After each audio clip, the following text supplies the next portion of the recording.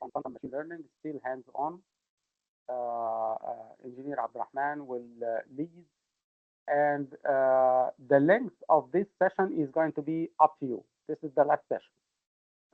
So it will be a session by Engineer Abdelrahman, followed by open discussion led also by Engineer Abdelrahman.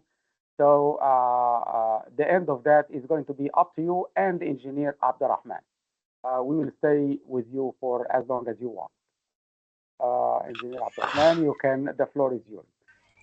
Okay, thank you, Dr. Ahmed. Before you start, I would like to announce, because this I think was not announced on some of the media for the school. The third day of the school is going to be next Thursday, April 30th. We thought it was going to be a holiday, a replacement for the 25th of April or the 1st of May, but it's neither one. It's a working day. But since we start 6 p.m. Cairo time, so the next day is a holiday. So the remaining 3 days are going to be Thursday, Friday, and Saturday of next week. Engineer Abdelrahman, the floor is yours. Okay. So our session will be about quantum machine learning use case. So it won't be going deep into the field itself. It's an advanced field. We have a whole track series on our YouTube channel. It has been concluded, I believe, last 2 weeks. It has 6 sessions, 2 for the data science and machine learning, and 4 sessions for the quantum machine learning itself. The link will be shared with you if you are interested. First, I need to know how many of the participants right now has a background in AI and machine learning. So if you have any knowledge, even if it's, let's say, a small knowledge, yeah, raise your hands if you are knowledgeable about AI and machine learning. Okay.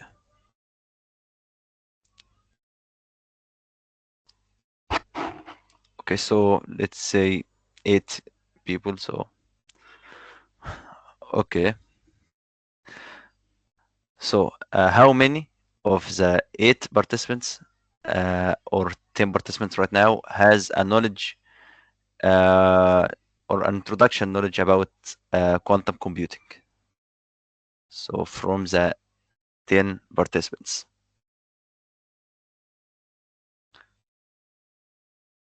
Okay, good, great.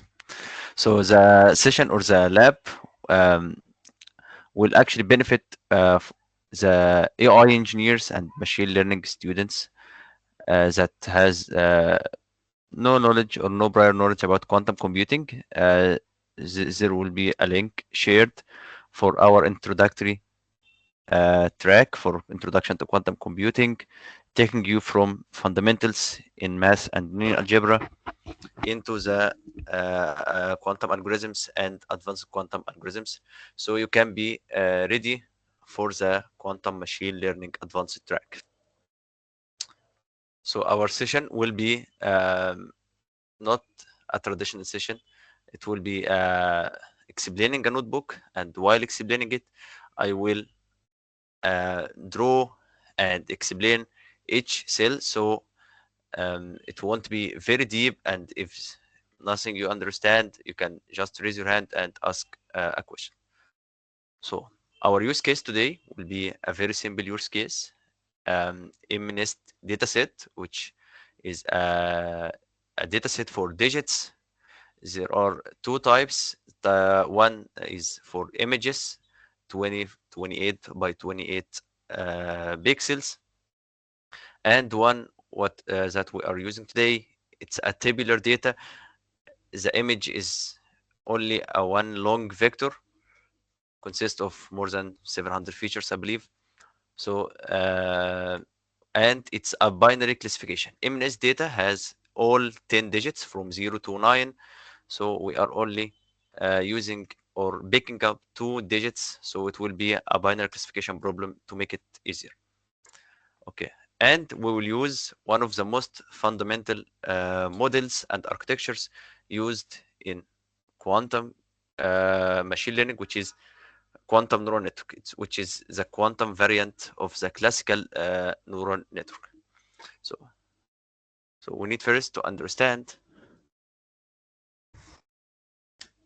we have, let's say, neural network, which is now the classical one, and we have the quantum neural network, which is a quantum variant of the classical neural network. So,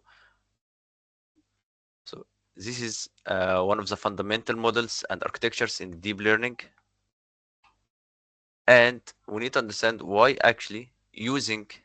we need to use, or we may migrate into quantum models and quantum machine learning if we are satisfied with the classical model right now. So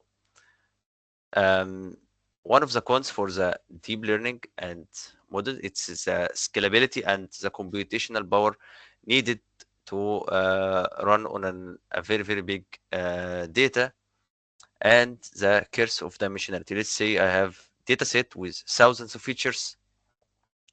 It will make the neural network or the any deep learning model very big model, so it needs more layers, and after training, not all the parameters or nodes are actually active weights. Okay, yeah, I will share the notebook right now. Share, copy link. So if you want to, um, you can make a copy and you can modify it as you want. Okay.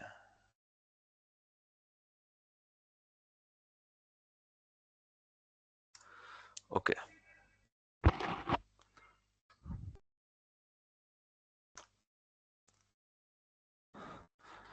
So if you have so many features or data with so many features, then it will be very hard to scale up the models and to train the models, and it will take much more computational power. So for quantum neural network, it solves this issue by actually, let's say, making the features more compact and encoding it using encoding techniques. So it will scale as a log function or log blocked. So 1000 features could only be used by 10 qubits, for example, using certain types of encoding. And for quantum neural networks, we will observe that it needs much less parameters compared to the deep learning techniques, so it can get, let's say, close to the same accuracy on certain problems, for example. So, and for quantum machine learning, it has the potential in the future to actually recognize better patterns in the data, more capturing more complex patterns in the data, so it can get better accuracy on certain problems. And lastly, let's say certain domains have small data sets, like certain brain cancers or certain diseases. We have small samples of people, so deep learning models don't actually capture the pattern between the data for like 100 samples. And for certain problems, quantum machine learning has the potential to actually capture the pattern and get better results with a smaller or a small portion of the data. So this is the pros for using, or advantages for using quantum machine learning models. Of course, there are so many limitations, which is actually shared across all the quantum fields, not only quantum machine learning. The noise, of course, the noise qubits and external noise and all types of noise and errors, and the scalability and number of qubits and extraction and the overhead of measurements, extractions of information, is the encoding of the data. So many problems to solve, but let's stay optimistic. Quantum machine learning could have a good and great potential in the future for certain problems to actually get better results from the deep learning models right now. So this is a quick introduction. If you want more details, you can check out the series. We will share the link for it in the chat soon, so you can get better understanding of the quantum machine learning in general. So, okay. So in our notebook here, we will use a different framework from Qiskit, which is actually Binlane from Xanadu. It's a famous framework used for quantum machine learning. Also, there exists Qiskit machine learning package, but in our case, we will use Binary. So, of course, we are saying this is a binary classification, so I have chosen 2 digits to classify from the MNS data, which is 3 and 6. Okay. First, we need, you can actually do this with me if you want, but only using the ideal one, not the noise one. So install Binlane, scikit-learn, and Matplot, and other libraries if you are using a local environment, and then run the cell for the imports. We will import first NumPy from Binlane. There's two NumPys, the original NumPy and NumPy from Binlane. Binlane has done some small modifications for the NumPy package to be compatible with the operations that NumPy do. So to differentiate between them, the Binlane NumPy one will be BNB and the normal NumPy will be NB. Okay, and for Binlane, will refer it as QML. So that actually shows how it's very famous for quantum machine. And Matplot for the visualizations, and scikit-learn. This is normal and very famous functions for any AI engineer. Fetch OpenML to get the data, and BCA so we can compress our data or reduce some the dimensions of the data so it can get the most features that give us the most variance. And for train test split to split the data into training and testing data sets, and min max scalars and not standard scalar. We will see why we are using min max scalar. And lastly, for the output and outcomes, classification report and accuracy score. So this is actually very normal and very famous. So only the two different part is the Binlane NumPy and the NumPy itself, and Binlane NumPy and the Binlane itself. Okay. So until now, everything is clear. Are there any questions? Please lower your hands. Okay, please lower your hands. Please lower hands. There are, yeah. Okay. I accept if you are having a question, actually. So, okay, so I will continue. First thing, configurations. The number of parameters I have chosen 4 qubits, and let's bring back our notepad so we can show. We have seen the circuit. It looks like that. Now I have 4 qubits.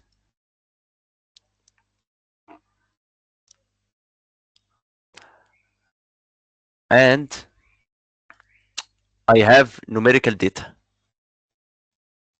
or I have any type of data. For the normal or classical neural network, we can just input our data directly into the nodes let's say like that. So we can just, this is two features. These are two features, feature one and feature two, or x1 or x2, for example. So we can input it directly as a float value or as an integer, it doesn't matter. But in our case, we have a quantum circuit or a quantum computer. How we can input numerical data into or encode it into quantum circuit. So there are many ways to do the encoding, but in our case, and so it doesn't take much time to explain, we will use something called angle encoding. So what does actually angle encoding do? Let's say I have feature which is 0.3. This is a number, and I want to encode this number into a quantum state. So all I have to do is uh, first map the feature into negative pi and pi. Then, which is actually the min max scalar rule in our problem. It will in it will scale all the data into the range of negative pi to pi, then input the let's say the scale data into rotation gates. I hope you know what is a rotation gate. Omar have explained it in the previous session. Let's say any rotation gate, ry and rz. So now I have the data itself, and then scale the data, and then add the scale data into the rotation gate. So it looks like something like that. This is the qubit, and then we apply ry, for example, and then the theta. Theta here is the scaled data from the original data set. So now I have a state vector or a quantum state which has the encoding, which now encodes the data which was a numerical data. So if we observe it correctly, we'll see that conversion from numerical data into scaling into actually making injected into rotation gate. All these processes are classical processes.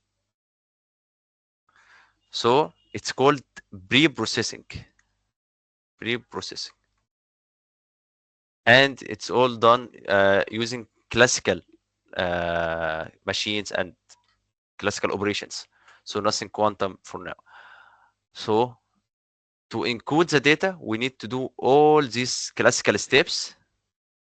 Of course, for our encoding type, which is actually encoding angle encoding. Angle encoding.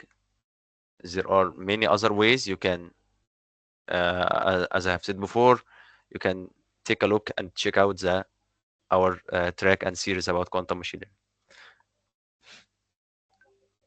So from numerical, all the pre-processing to make it into a classical, into from classical into quantum circuit. So if you have n features data, you have to have n qubits. In our case, you have to have n qubits.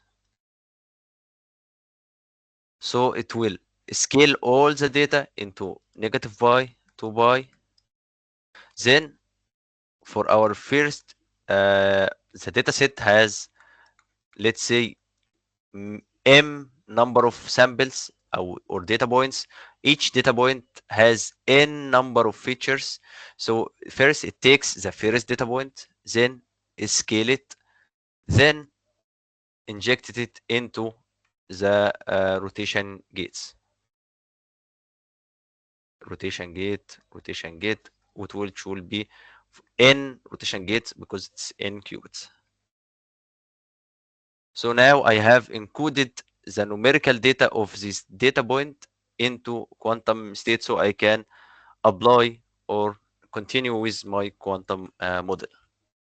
So uh, important note, the encoding step, it is not exclusive for the quantum machine learning.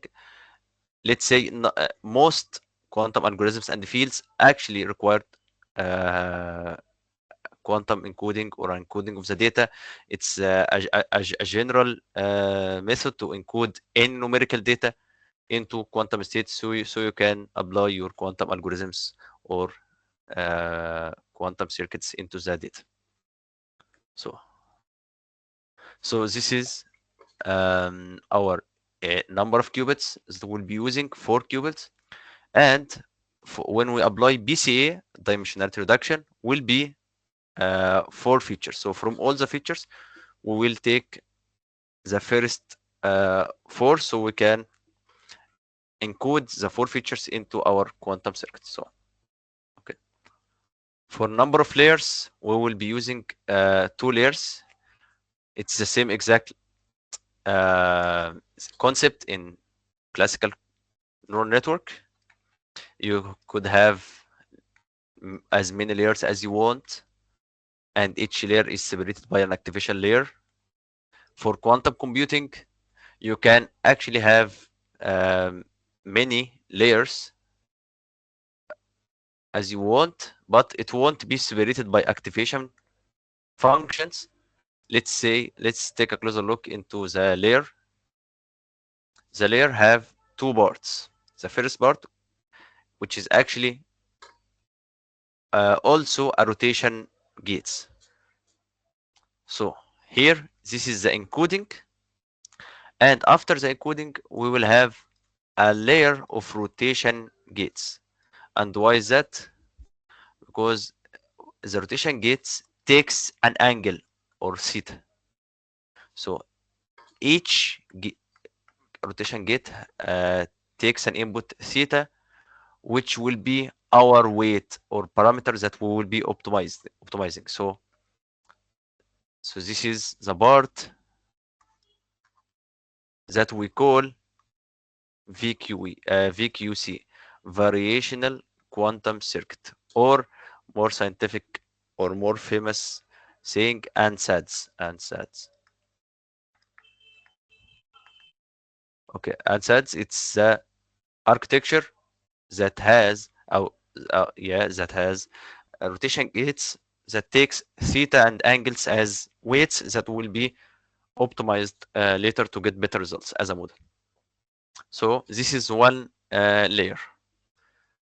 Okay, when you that for classical neural network, each layer is separated by activation function to deal with the linearity, to add some non-linearity into the model itself. So in our quantum models, we can just add an activation function, because activation functions, for example, acts as an if condition or a conditional layers. So let's say, for example, rel u, any negative value will be 0 and any positive will be the same. So it acts as an activation, it acts as an if condition. In our case here, we actually can't observe or see the state vector between the layers except by measuring. And if we measured the state, we will break down, or the state will be collapsed. So what we can do to add some, let's say, we can just add a one layer of rotation gates in another layer, because all operations in quantum computing is a linear operation. So we can just merge these 2 rotation gates into one rotation gate. So we separate each layer by what's called an entanglement layer. It's a layer which we entangle the qubits by using C nodes or any controlled operations. So now we have rotation gates and entanglement gates. Both of them act as one layer. We will see on the notebook how it's done. So this is, so first we encode the data and then we apply the ANSADs or the VQC variational circuit. Okay. So two layers and number of epochs. Of course, after for each epoch there will be an optimization done into the updating the weights, then another epoch until convergence or until the number of epochs are done. So, and lastly, random seed. Random seed here used to reproduce the same output, so you can observe the changes that you actually are doing. If you let's say you have tried certain number of qubits, then you want to increase the number of qubits, you need to have the same split and the same scaling of the data, so you can actually observe the outcome of the changes that you have done. Okay, so this is the configurations: digit A, digit B. I have chosen, as I have said, 3 and 6. Number of qubits, 4 number of qubits for our example and use case. Number of layers, 2 layers. You can increase or decrease. We will talk about more about it in the next cells. Number of epochs here, 10 epochs, so it won't take much time. Batch size, 32. It doesn't actually make a very big difference here, but it can be used because of, in our case here, when calculating the loss for a binary classification problem, uh, if we're calculating the loss after each data point, it won't actually make a difference. So batch size, it's a common thing to do in also classical machine learning, classical, yeah, and learning rate for the optimizing. And so it doesn't take much time. We will take samples of the data for our training data set. We will take 200 samples from each class, so it will be 400 in total, and for the test we'll take 50 from each class. And our random seed, uh, initialize it with any number, 42 for example, and then we use it as an argument for numpy and binary numpy. So these are the configurations for our case right now. First, we will load the data. We're using fetch OpenML from scikit-learn. We will load MNIST 784, which is the tabular version of the MNIST version 1. We will load it as we didn't want it as a panda frame, false, and parser here auto. Okay, we're getting the data, MNIST.data, and the target as integers, and then we will filter the data to take only our 2 digits from the target that we want, only 3 and 6. Then we will have our new data set with only these 2 classes. Okay, we will take 10 random samples to show. Yeah, this is the data here. I have to reshape it into the 28 by 28 to actually show it as an image. So it only 6 and 3. Okay, we will here balance data. It's very normal process into used in data science and AI, and then balancing the data, and lastly encode the classes. So class 3 will be -1 and the class 6 will be 1. So our targets now are -1 and 1. You can actually make it 0 and 1, like it's normal, but you will have to do some changes into the calculating loss and accuracy. So in our case, if the class is 3, so it's -1. For the class 28, no, 28 by 28, it's the width and height of this MNIST dataset. There are more digits datasets, which is much bigger or much smaller.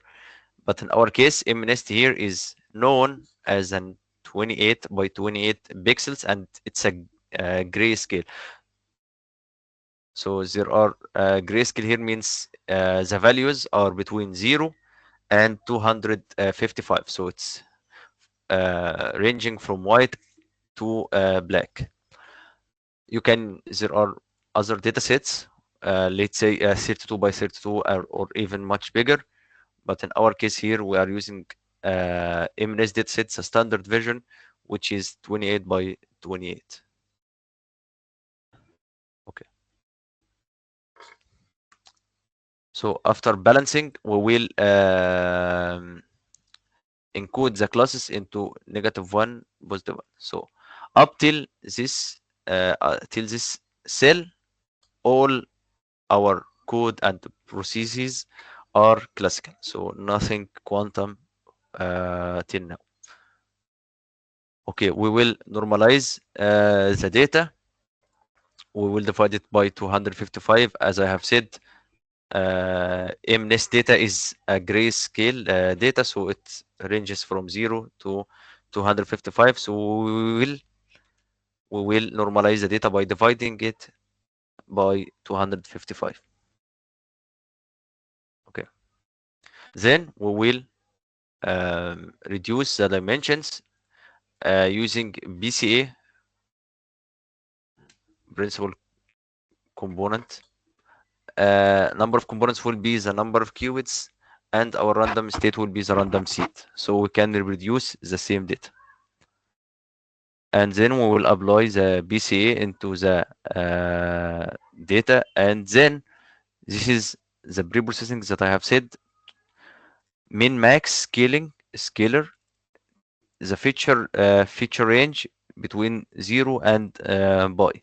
So as I have said, it could be from -pi to pi, but if you want to have no redundancy between the data and be more safe, you can actually range it between 0 and pi, but the precision will be a bit less from -pi to pi. You can actually also check out the session. I have discussed this problem with much details. And then we will scale the reduced dimension data. I have a question covering. I have a question cover converting image from to 4 values only.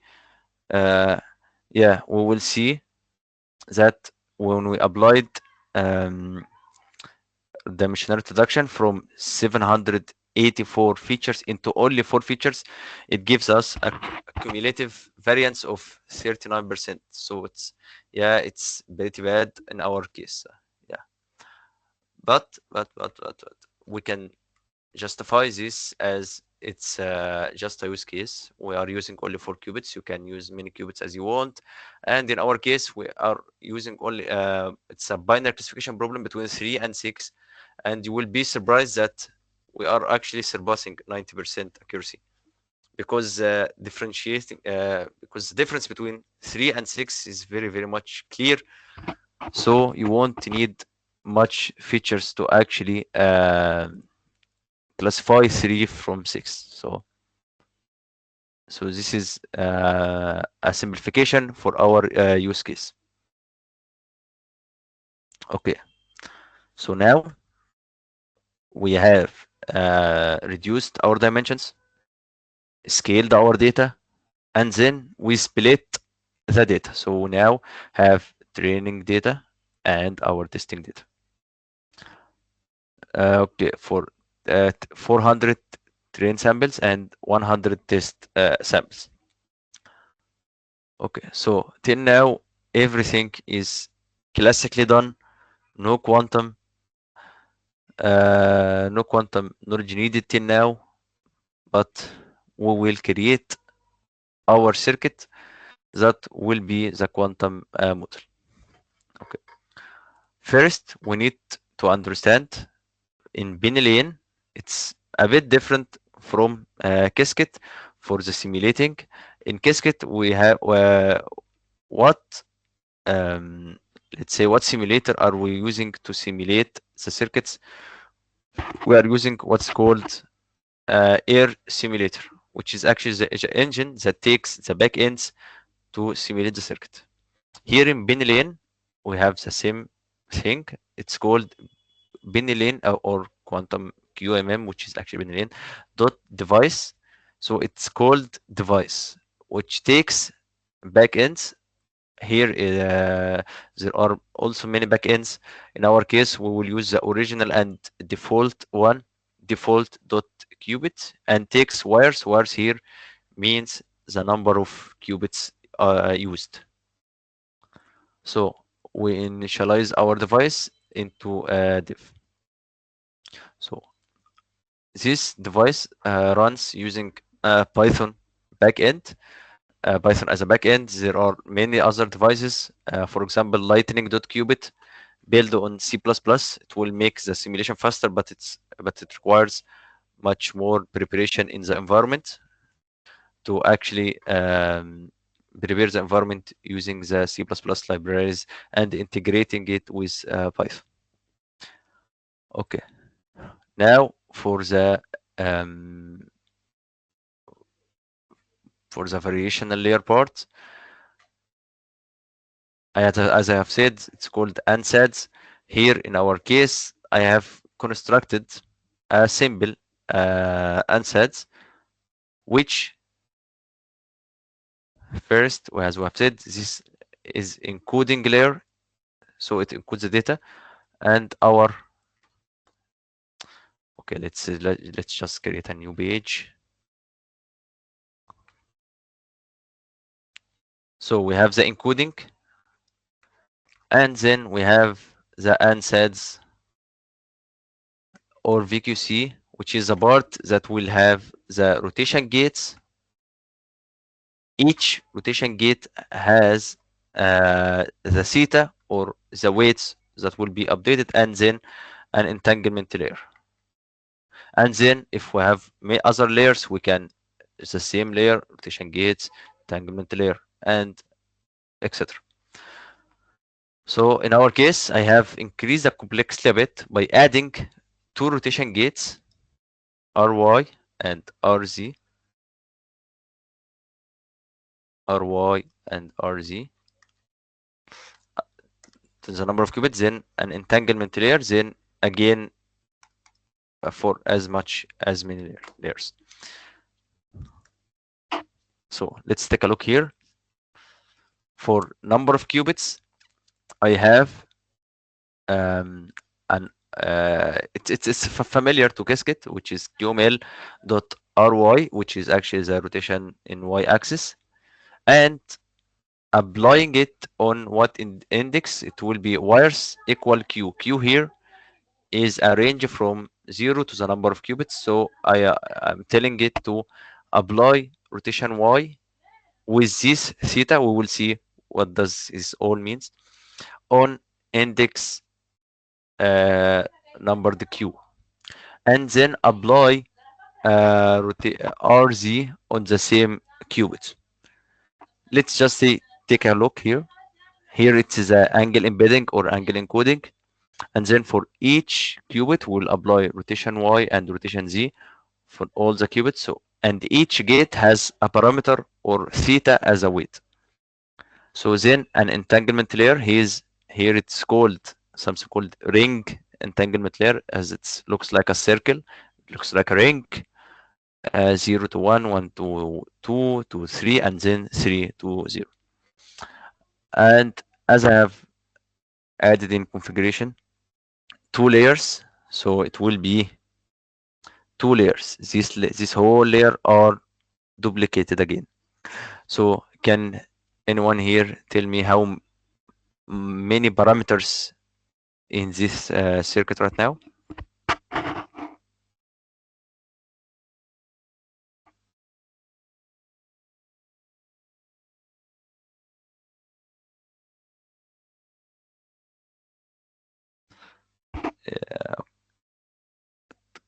Can you hear me? Can you hear me? Okay, right. It's okay, Mina, it's correct. 16 parameters.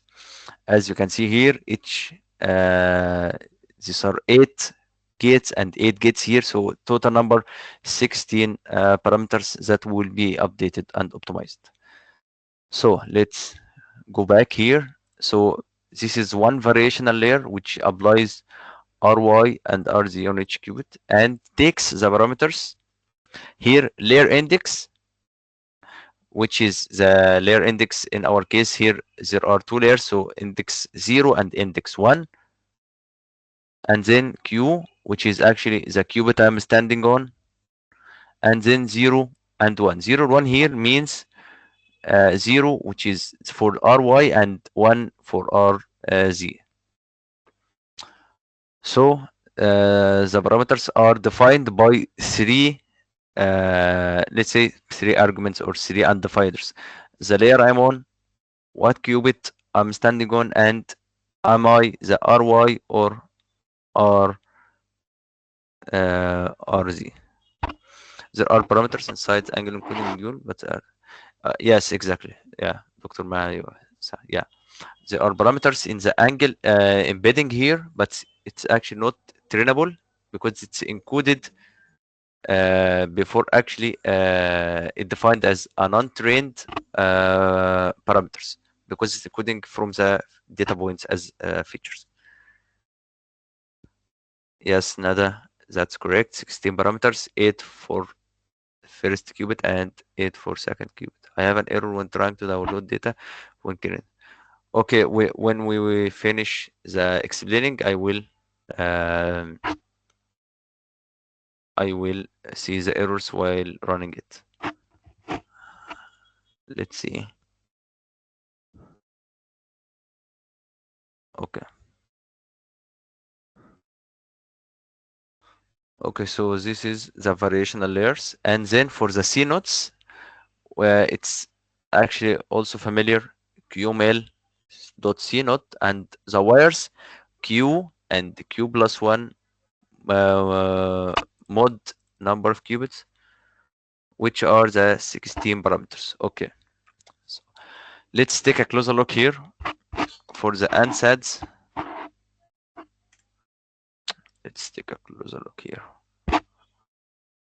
Okay, bro. Okay, this whole part is the ansatz or the variational quantum circuit. Each rotation gate takes an angle theta. So let's say this is theta 0, and this is theta 1, and theta 2, theta 3, theta 4, until this is theta 7. So this layer alone has 8 different angles, act as parameters and weights. And the same for our second layer, 8 parameters. So the total trainable parameters will be 16 total parameter. Okay, so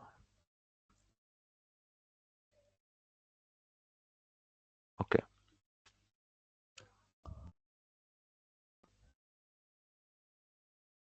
Okay, so one variational layer creates one layer from this two rotation gates and one entanglement ring like layer. So now for the main circuit itself, which will be our model that we will run. So first we need a decorator which acts as a rubber for the circuits to indicate bin lane that this will be our circuit that we will run. So at qml.qnode device and our interface autograd here.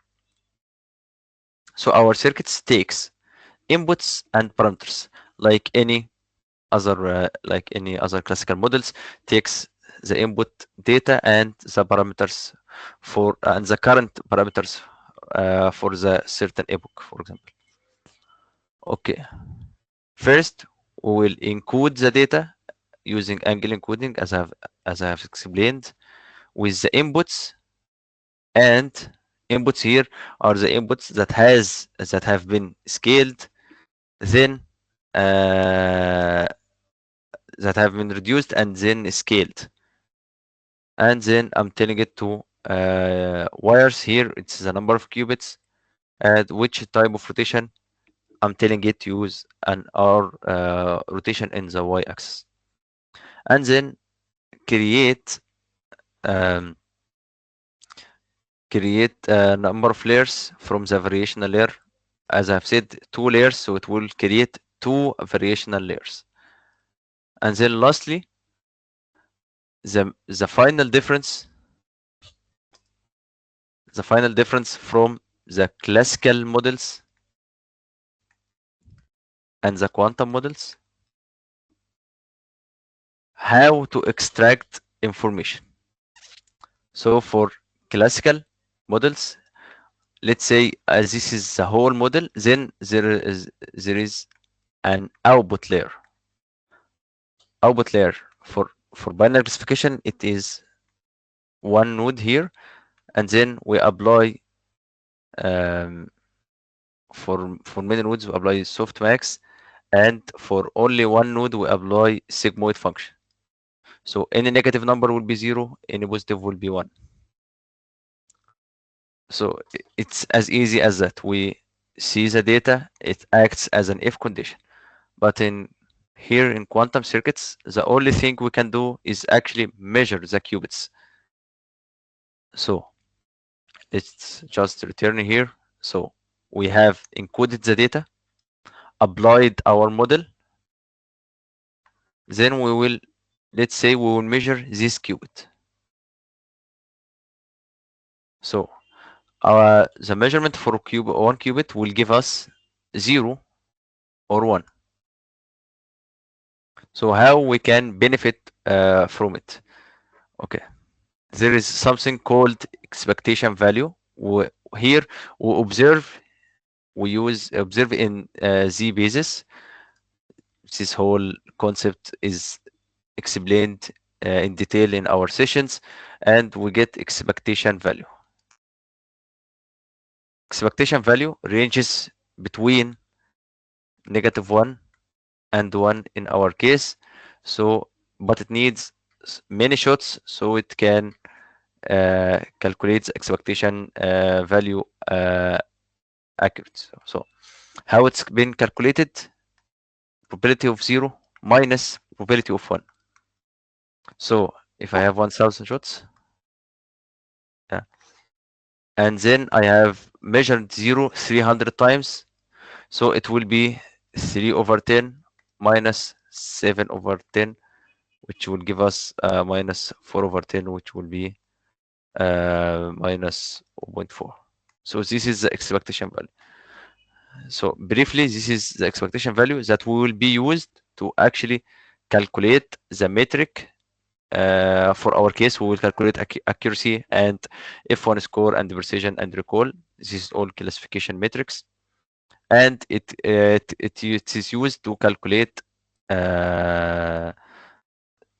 let's say we will see how to calculate the gradient in our case also, quantum circuits.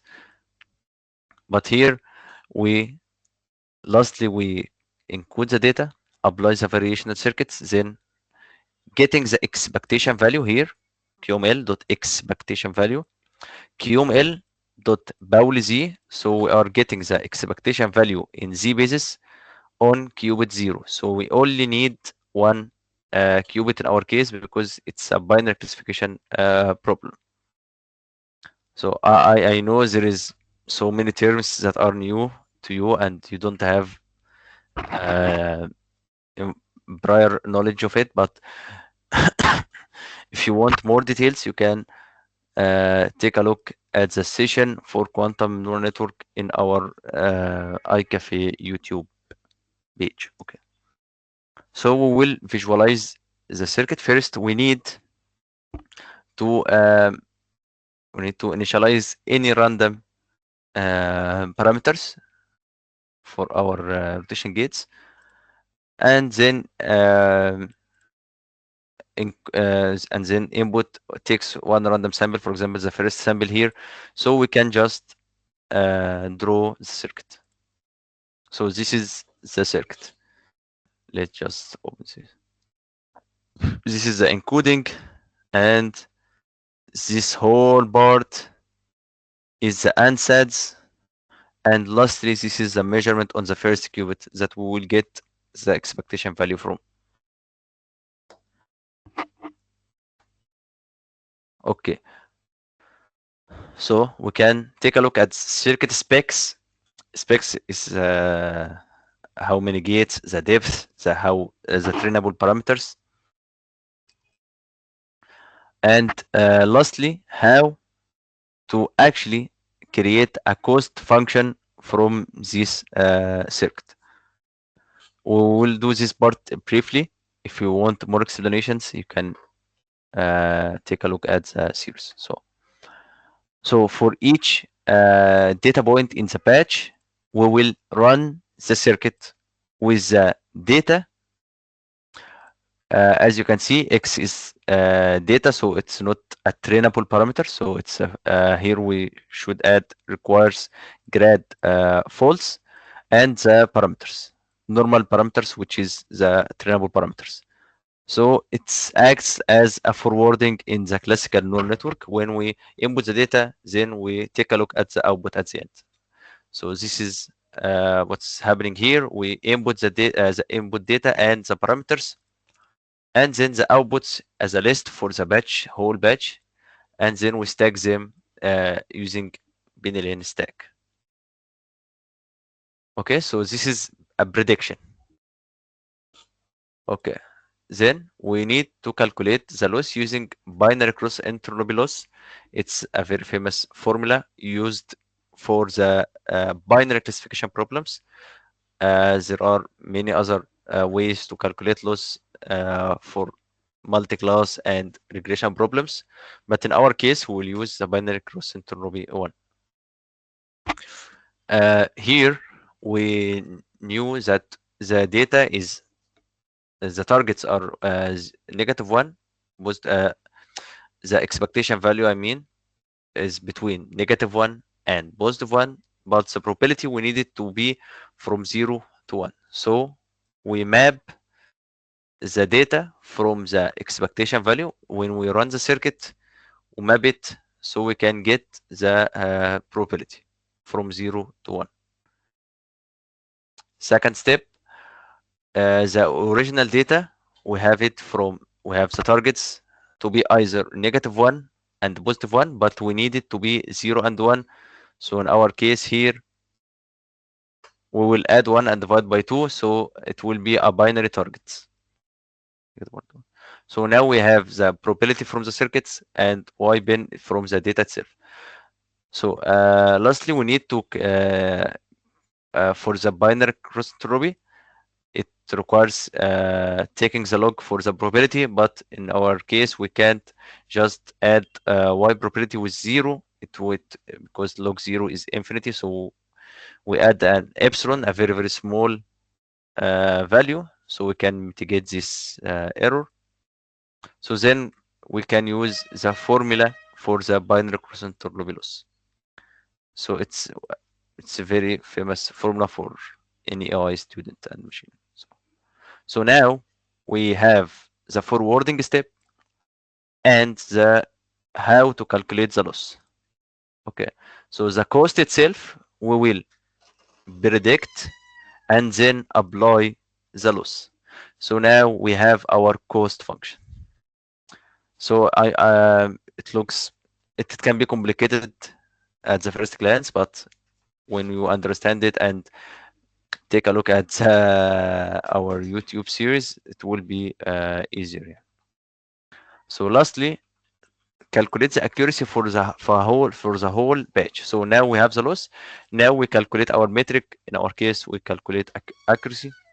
So we will predict the forwarding, and then we will add science, because the raw scores is from -1 to 1. So it's like applying a sigmoid function. If it is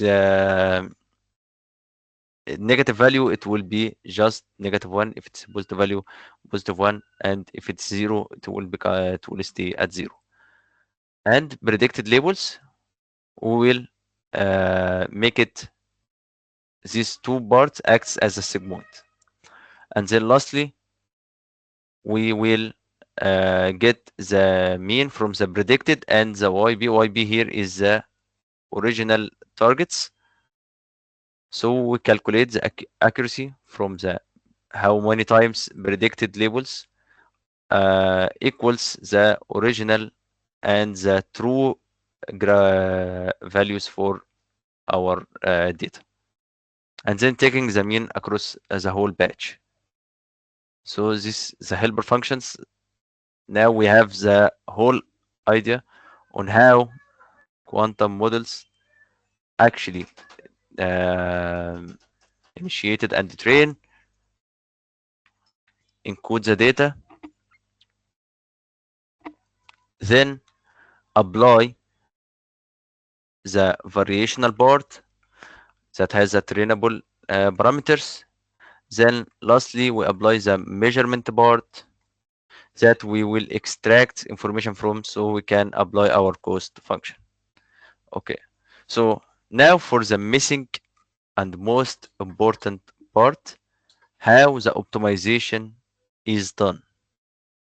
We we know that for classical neural network, we just calculate gradient by applying back propagation, which actually apply differentiation between each layer, so you can update the weight using gradient and learning rates. But here in quantum circuits and quantum computing in general, we can just let's say break or take a look inside the ansatz and then differentiate it without actually collapsing the state vector and the quantum state. So we apply what's called a parameter shift rule,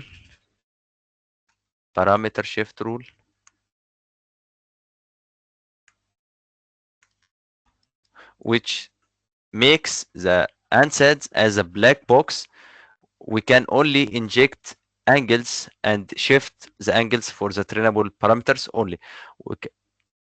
And then it requires many measurements and many shots, so the overhead for the shots, so we can calculate grids. I won't go deep into how it works, but let's because it was explained in detail in the series, um, and the parameter shift rule acts calculates the gradient without actually collapsing the state into in the ansatz or the variational quantum state.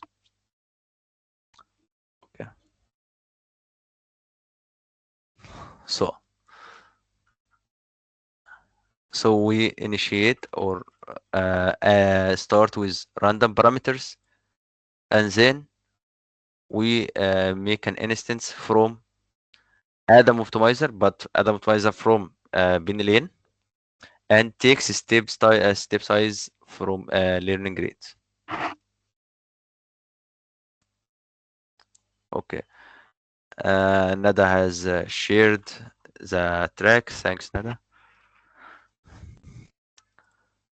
So initiate random parameters and then create an instance of the optimizer that will be used. Add an optimizer from bin lane. Don't use back propagation. It uses the parameter shift rule that I have mentioned. So then it's a very normal training loop. Starts with shuffling the data, and then for each batch it's creates batches and then parameter and loss value from which is the optimizer step and the cost. Takes the cost functions here, the cost functions that we have created here, and the parameters, the current parameters, and it returns the loss and the parameters that are updated. It's a very if you take a look at this cell or this snippet of the code, you won't actually see a difference from it and normal classical machine learning. So here we append the losses, and then from all the losses, in this batch, from all the batches, we will take the mean to get the loss and accuracy for the training and testing. For testing, we only need the forwarding part, which is cost, and then accuracy. We will use the batch accuracy function. Okay. Okay, so if we take a look at the results, 10 epochs, the accuracy for the training has achieved 97.0% and testing 97%.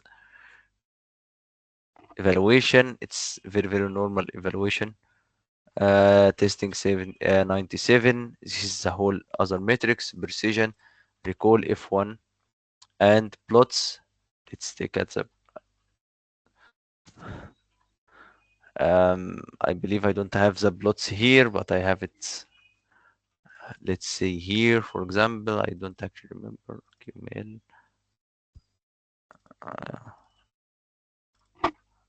I believe it's here. Okay, this is a plot for the accuracy, and no, not this. This is a plot for the loss. Okay, where is it? Okay, so this whole notebook is using an ideal simulator from Benelin.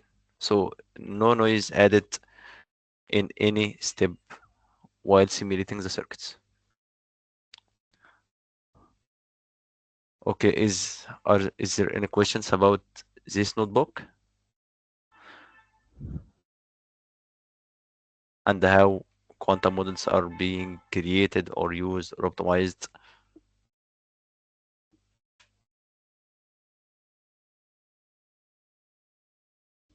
So everything is clear? Okay. If the accuracy is not high enough, how do you fine tune the model? So it's actually a very good question. From a classical point of view, if you want to increase the accuracy of a model, you can increase the complexity of the model itself. Increase here we have only used 4 features. We can increase the number of features. We can increase the number of layers. We can change the learning rate, change the number of epochs. So it's the same if you are training a classical model. It's exactly the same for quantum computing.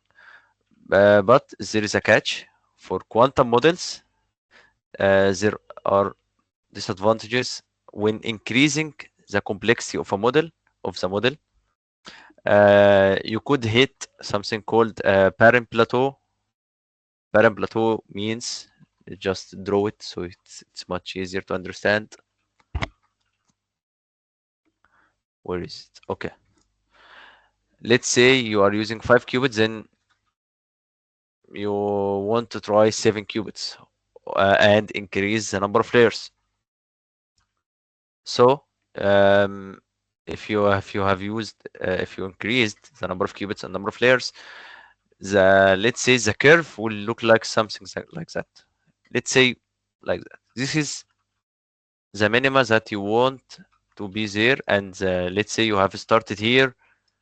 The gradient will tell you go down until you hit this according to your learning rate and the step size.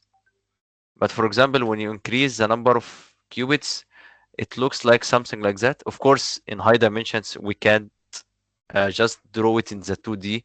But let's imagine it looks like something like that, and you have started here. When you calculate the gradient, it will be nearly zero. So you won't actually move right or left. So the weights will always be the same when updated. So this is one of the limitations of quantum models, and actually not quantum machine learning, any variational classical any variational algorithms like VQE or VQLS, any quantum algorithms that uses variational gates or variational circuits has the same problem, parent plateau. When you increase the complexity, you won't get much better results. Of course, there are ways to mitigate this issue. You can do some research about it. Okay, another question. Why we are looking for 0 and 1, but we write the expectation value, and also when we should apply noises or not. Okay, for this, the first part of the question, expectation values, let's just say um, expectation values. Expectation value in Z basis, which is we can refer it as this convention, are calculated by probability of 0 minus probability of 1. So let's just say I have a circuit that only outputs zeros. So probability of 0 will be 1, and the probability of 1 will be 0. So the upper bound will be 1. Let's assume another circuit which only outputs 1. So 1, probability of 0 will be 0, and the probability of 1 will be 1, so it will be -1. So this is the lower bound and this is the upper bound. So expectation value in Z basis will be always between in the range of -1 to 1. Okay, and also when we should apply noise or not, we will go through the second notebook to talk about the noise. Many thanks. Okay. As you said, is different encoding with you select anyone randomly to encode data or buzz anytime. Okay. So there are, let's say, 5 types very famous: basis encoding, angle encoding, amplitude encoding, Z feature map, ZZ feature maps. There are many types of encoding, but in our case, I have used angle encoding because it's much easier to actually explain and understand when first uh, interacting with encoding techniques.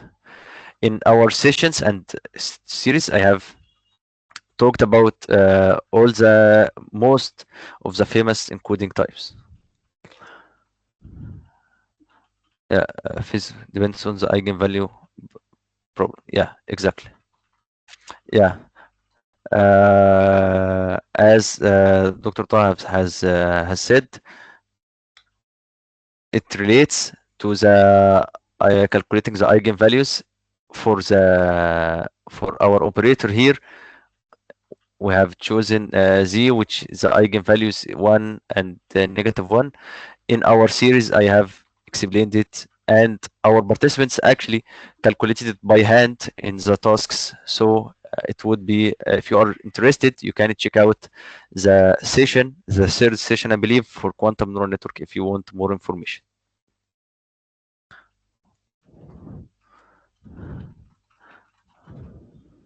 What are some of problems that quantum machine excels in than classical machine learning? It's very, very good questions. If we're talking about our current era right now, there is no advantage for any quantum machine learning models or techniques compared to classical machine learning. But there are some potential insights for some certain problems that quantum machine learning could be used and get a better results compared to classical models. Okay, so we can go through our second notebook.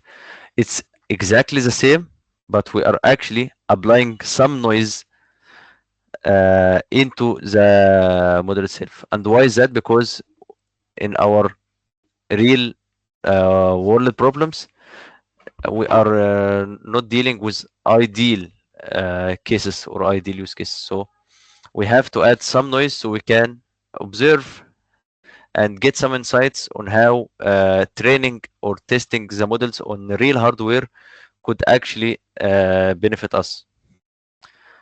So there, if we want to add some noise, there are an integration, a very good, very seamless integration between Qiskit and Binlane, so we can use the noise models, from Qiskit and integrated with Binlane without um, any issues.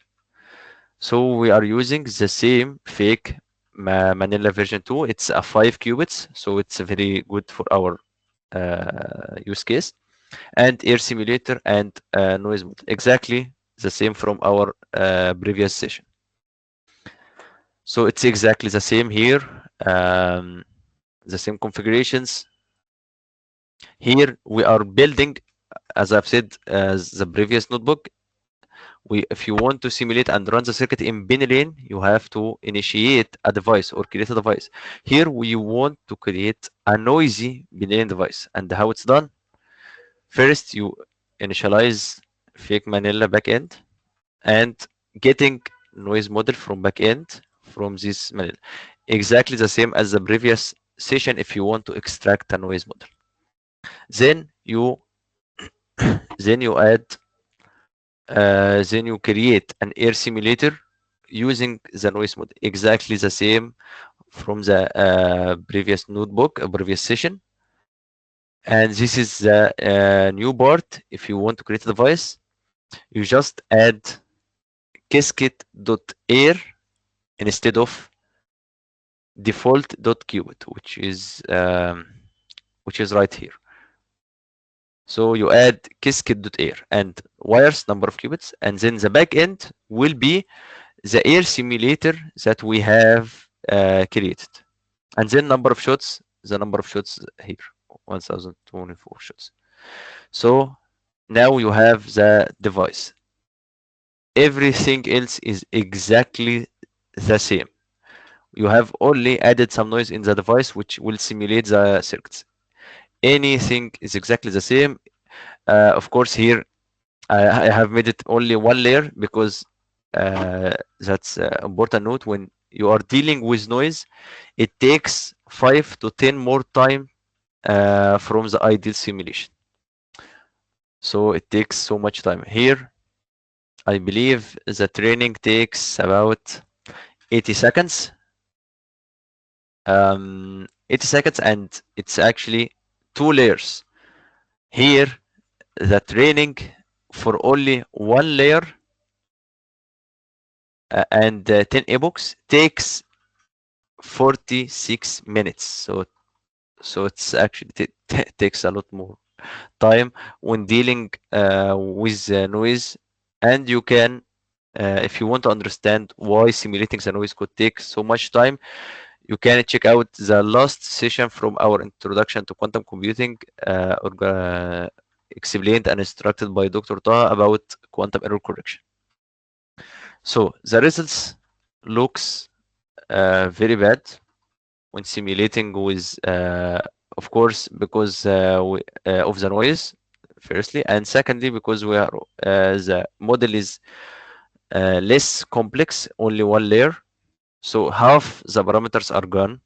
So it only it looks like 53%, which is likely a random model. So plots, this is a plot for loss. Loss is very large, and for accuracy, it hovers above the random constant function. So this is for noisy simulators. You can you can train and test your model on hardware from IBM, exactly the same. But here, you want to actually add fake Manila. You will use the previous notebook from previous session, which first initiate a Qiskit runtime service, then it choose your IBM hardware. but I need to warn you, training on a real hardware, it's not a good idea before actually training on a noisy simulator, because it takes all the credit, all the free credits for only one epoch or two epochs. So you didn't want to just burn out your credits without any outcomes. Yeah. So first start with the noise simulator. Then when you ensure it runs correctly and gets, let's say, some sort of better results, you can try on real hardware. Okay. Given how expensive classical machine learning training already is at scale, does root quantum offer an advantage in training energy efficiency? Okay, that's good questions. For quantum machine learning, um, there are some potential insights about fine-tuning LLMs. There are some, let's say, recent papers about this topic, how it can fine-tune LLMs efficiently using less computational power.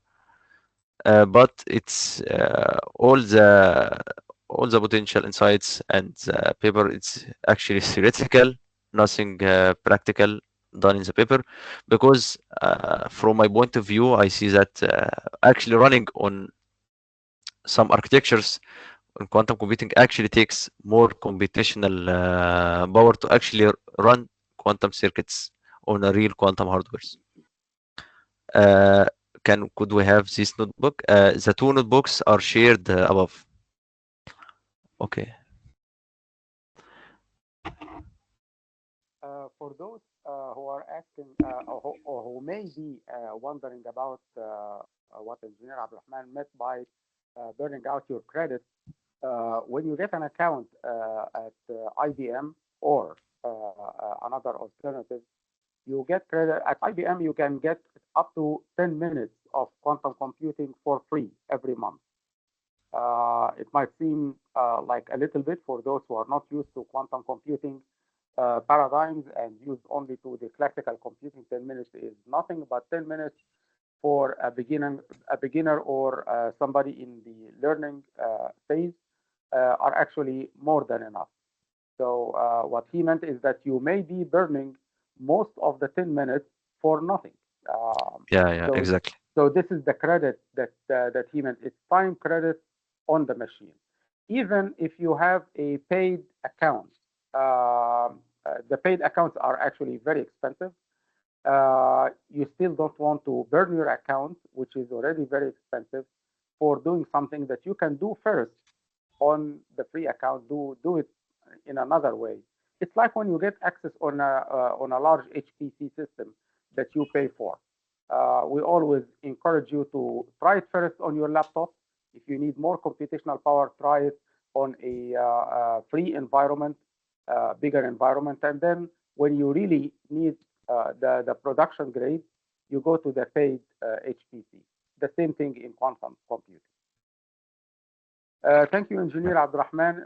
It has been, well, if you want to keep running, as I said, we don't mind, but I think we we exhausted you enough.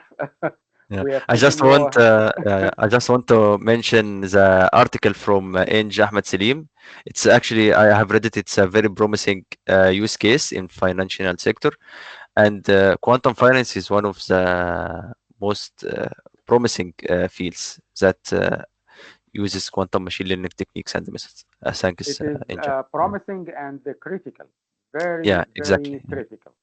Because And for if the I post-quantum era, the finance sector is going to be one of the two most vulnerable systems in all the world. And if I may add, we already, for example, in the Netherlands, there is also huge adaptation for using quantum machine learning and the quantum computing in general for the financial sector. And we have conducted a lot of trainings for banks and for large organizations, because it's very critical, as Dr. Ahmed has said. And we are going to have a few use cases like optimization, quantum finance, in the spring school and the fourth day. So please stay tuned and watch the entire school, because it is also beneficial for you to see all of these use cases and how you can apply it to your own field or use case as well. Okay, I remind you again that our next session is going to be Thursday, April 30th. So the next 3 sessions are going to be Thursday, Friday, and Saturday of the next week.